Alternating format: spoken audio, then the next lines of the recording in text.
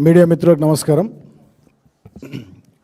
మొన్న 2023లో ఒక 2 సంవత్సరాల క్రితం జరిగినటువంటి అసెంబ్లీ ఎన్నికల్లో తెలంగాణ ప్రజలు కాంగ్రెస్ పార్టీ ఇచ్చినటువంటి 6 గ్యారంటీలు, వాళ్ళ హామీలు, మేనిఫెస్టో, చేవెళ్లలో ఎస్సీ ఎస్టీ డిక్లరేషన్లో ఎస్సీ ఎస్టీలకు ఇచ్చిన వాగ్దానాలు, కామారెడ్డి డిక్లరేషన్లో బీసీలకు ఇచ్చినటువంటి 42% రిజర్వేషన్ అంశము, బీసీలకు సంబంధించినటువంటి వాగ్దానాలు, సరూర్ నగర్లో యూత్ డిక్లరేషన్లో స్వయంగా ప్రియాంక గాంధీ గారు వచ్చి సంవత్సరంలో 2 లక్షల ఉద్యోగాలు ఇస్తాము, ఇంకా అనేక విషయాలు, నిరుద్యోగ భృతి 4,000 ఇస్తామని చెప్పినటువంటి విషయాలు, రాహుల్ గాంధీ గారు అదేవిధంగా ఇతరులు ఖమ్మంలో కానీ వరంగల్లో రైతు డిక్లరేషన్లో జరిగినటువంటి సభలో రైతాంగానికి సంబంధించి రైతు భరోసా, వడ్లకు 500 బోనస్ క్వింటాలకు, పండిన పంటలని కొంటాము, 2 లక్షల రుణాలు మాఫీ చేస్తాము, రైతు భరోసా కింద కేసీఆర్ కన్నా ఎక్కువ డబ్బులు ఇస్తాము, ఇవన్నీ చెప్తే నమ్మి ప్రజలు ఓట్లేసి కాంగ్రెస్ పార్టీకి ఆశతోని అవకాశం ఇచ్చారు. కానీ 2 సంవత్సరాలు దాటి 3వ సంవత్సరం కాంగ్రెస్ పార్టీ పరిపాలన కొనసాగుతూ ఉంది. తెలంగాణ ప్రజల ఆశలన్నీ అడియాసలు అయిపోయినాయి. ఈ 3 సంవత్సరాల కాంగ్రెస్ ప్రభుత్వ పాలనలో ఒక్కటంటే ఒక్క హామీ వాళ్ళు నెరవేర్చలేరు. ఒక్క పథకము కొత్తది తీసుకురాలేరు.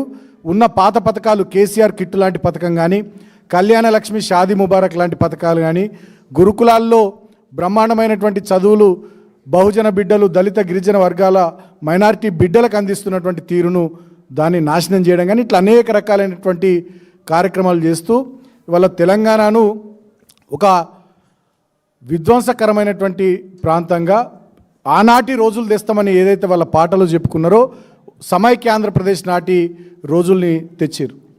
సో వీటన్నిటి నుంచి ప్రజల దృష్టిని మరల్చడానికి, వీళ్ళ పరిపాలన చేతకాని తనాన్ని, వీళ్ళు ఇచ్చినటువంటి మాటల్ని, హామీలని నిలబెట్టుకోలేనటువంటి వీళ్ళ చేతకాని తనాన్ని కప్పిపుచ్చుకోవడానికి ఏం చేయాలి, ప్రతి ఒక్క అంశం మీద ఏదో డైవర్షన్ చేయాలనేటటువంటి ఆలోచనతో కాళేశ్వరం మీద ఒక కమిషను, విద్యుత్ ప్లాంట్లు, విద్యుత్ రంగ నిర్వహణ మీద ఒక కమిషను, కేటీఆర్ గారి మీద ఫార్ములా ఈ కేసు, మళ్ళీ ఈ ఫోన్ ట్యాపింగ్కి సంబంధించి గతంలో ఒక సిట్టు, మళ్ళీ ఇప్పుడు ఒక కొత్త సిట్టు.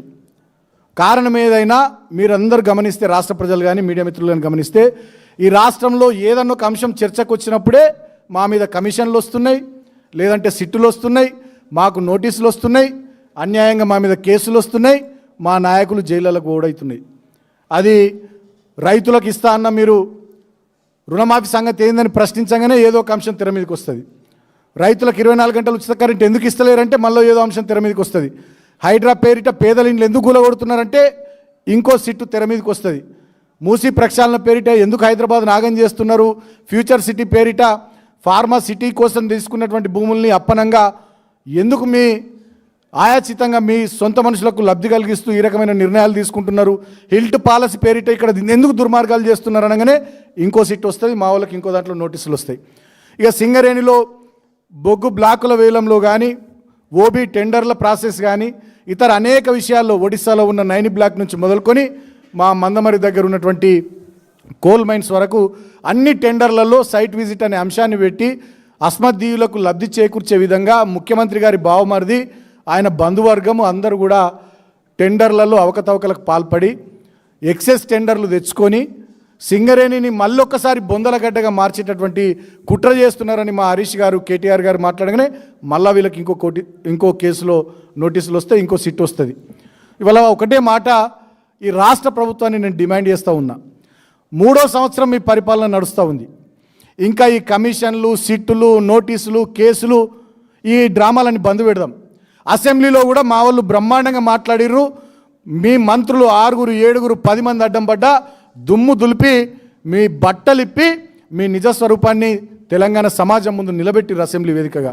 ప్రజాక్షేత్రంలోనేమో అన్ని అంశాల మీద మా పోరాటాలు, రైతుల కోసం కానీ, నిరుద్యోగుల కోసం కానీ, హెచ్సియులో కానీ, మొన్న మౌలానా అబ్దుల్ కలాం యూనివర్సిటీ భూముల విషయంలో కానీ, హిల్ట్ పాలసీ విషయంలో కానీ, హైడ్రా విషయంలో కానీ అన్నిటి మీద ప్రజాక్షేత్రంలో కూడా మేము పోరాటాలు బ్రహ్మాండంగా చేసినాం.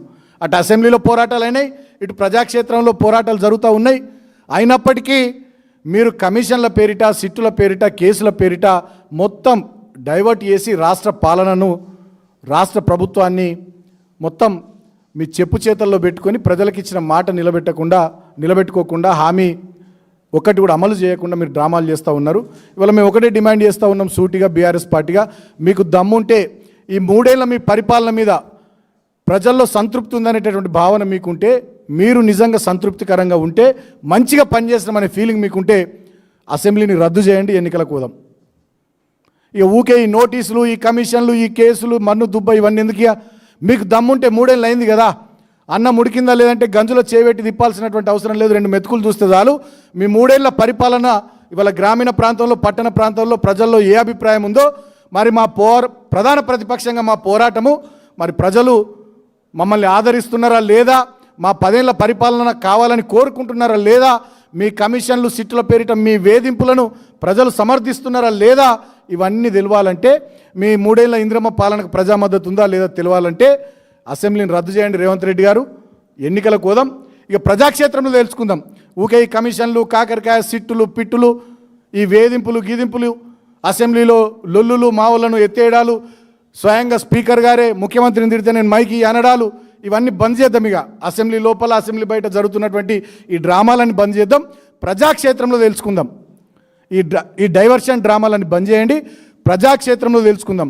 మీ అమృత్ టెండర్ల కుంభకోణం నుంచి మొదలుకొని మీ నైని బొగ్గు బ్లాక్ వేలం, టెండర్ వేలం రద్దు వరకు కూడా జరిగినటువంటి అన్ని అవకతవకలు, అన్ని కుంభకోణాలు, ఫ్యూచర్ సిటీ పేరిట, హిల్ట్ పాలసీ పేరిట, హైడ్రా పేరిట, మూసి ప్రక్షాళన పేరిట, తర్వాత మీ కొడంగల్ నారాయణపేట ఎత్తిపోతల పథకం పేరిట, మొత్తం మీ అన్ని డిపార్ట్మెంట్లలో ఉన్న కుంభకోణాలు ప్రజలకు తెలిసిపోయినాయి. ఇక మీరు ఎన్ని డైవర్షన్లు చేసినా ప్రజలు నమ్మే పరిస్థితి లేదు. మీరు కుంభకోణాలు చేయలేమనుకుంటే, మీ పరిపాలనను ప్రజలు మెచ్చుకున్నారు అనుకుంటే, మా మీద ఏదో కోపం ఉంది, అది ఉంది. ఇందాక మీ మహేష్ కుమార్ గౌడ్ గారు చిట్చాట్ చేసిండు, ప్రొద్దున మీ అద్దంకి దయాకర్ ఎమ్మెల్సీ మాట్లాడిండు, మీ బీర్లైలే విప్ గారు మాట్లాడిర్రు, ఇందాకేదో బల్మూరు వెంకట ఎమ్మెల్సీ మాట్లాడిండు. బీఆర్ఎస్ పని అయిపోయింది, బీఆర్ఎస్ కేసీఆర్ కుటుంబం పని అయిపోయింది అంటున్నారు కదా. మరి మాది అయిపోయిందో, మాది ఉందో, మీది అయిపోయిందో ప్రజాక్షేత్రంలో తెలుసుకుందాం. దమ్ముంటే నేను ముఖ్యమంత్రి గారిని డిమాండ్ చేస్తూ ఉన్న, అసెంబ్లీని రద్దు చేయండి, అసెంబ్లీ ఎన్నికలు తీసుకురండి, తేల్చుకుందాం. మేము కూడా ప్రజల మీద నమ్మకంతో, మా పాలన మీద నమ్మకంతో మేము కూడా 2018లో 6 నెలల ముందుగా మేము ఎన్నికలకు పోయినాం. 2014లో మేము 63 సీట్లతోని గెలిస్తే 2018లో మేము 88 సీట్లతో గెలిచినాం. మా సంఖ్య పెరిగింది. మా పాలన మీద మేము చేసిన పనుల మీద నమ్మకం కొద్దీ మేము ముందస్తు ఎన్నికలకు పోయినాం. మీకు దమ్ముంటే ఈ డ్రామాలన్నీ ఎందుకు? మీ పాలన మీద నమ్మకం ఉంటే కమాన్ పోదాం, అసెంబ్లీని రద్దు చేయండి, ప్రజాక్షేత్రంలో తెలుసుకుందాం. ఇక ఈ డ్రామాలు కేటీఆర్ గారికి, హరీష్ గారికి, ఇతర నాయకులకు సోషల్ మీడియాలో పోస్టులు పెట్టేటోళ్ళ వేధింపుల నుంచి మొదలుకొని అగ్రనాయకత్వం వరకు అందరినీ వేధింపులకు గురి చేసే ఈ డ్రామాలన్నీ ఇక ఒక్కటిసారి తెలుసుకుందాం. మీరా మేమా ఒక్కటిసారి తెలుసుకుందాం. మొన్ననే పంచాయతీ ఎన్నికల్లో కర్రుగాల్చి వాత పెట్టిర్రు. మున్సిపల్ ఎన్నికల్లో మీకు తిరిగే ముఖాలు లేవు. మా ఏరియాలో వివేక్ మంత్రి గారు తిరుగుతుంటే ప్రజలు అడ్డుకున్నారు. మొన్న మదిరాలో బట్టి గారు తిరుగుతుంటే ప్రజలు నిలదీసిర్రు. ఇంకో దగ్గర కృష్ణారావు గారు తిరుగుతుంటే వారిని నిలదీసిర్రు. మక్తల్లో శ్రీహరి గారు తిరుగుతుంటే వారిని నిలదీసిర్రు. మీ మంత్రులు, ఎమ్మెల్యేలు ఏ మున్సిపాలిటీకి పోయినా ప్రజలు నిలదీస్తూ ఉన్నారు. అయినా మీకు ఇంకా సిగ్గు లేకుండా మమ్మల్ని వేధిస్తూ, దొంగ లీకులు ఇస్తూ, చిల్లర డ్రామాలు చేస్తూ, ఫేక్ న్యూస్లు స్ప్రెడ్ చేస్తూ, మా అగ్రనాయకులకు నోటీసులు ఇచ్చి గంటలు స్టేషన్లలో కూర్చుండబెట్టుకుంటా ఈ డ్రామాలు నడిపించుడు బంద్ చేయని. మీ పాలన మీద నమ్మకం ఉంటే, మీరు చేస్తున్న మంచి పనులను మీరు భావిస్తే అసెంబ్లీని రద్దు చేయండి, ఎన్నికలకు పోదాం, ప్రజాక్షేత్రంలో తేల్చుకుందాం. ఇప్పుడు